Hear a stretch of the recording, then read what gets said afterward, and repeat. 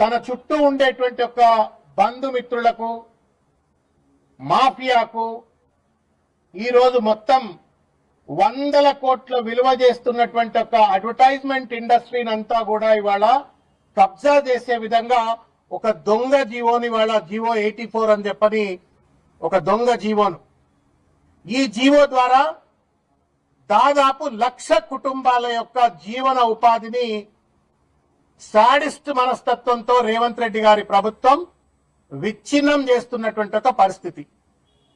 లోతు గనుక వెళ్ళి చూసినట్టయితే ఈ జీవోను ఏమీ లేదు.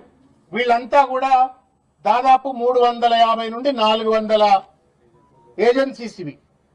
నేను ఇంతకుముందు చెప్పినట్టుగా దాదాపు ఈ 350 నుండి 400 ఏజెన్సీస్ లో 1,00,000 మంది, అంటే వాళ్ళు ఫ్యాబ్రికేటర్స్ కావచ్చు, లేకపోతే పెయింటర్స్ కావచ్చు, ప్రింటర్స్ కావచ్చు, లేకపోతే వాటిని మౌంటింగ్ చేసే వాళ్ళు కావచ్చు, క్రియేటివ్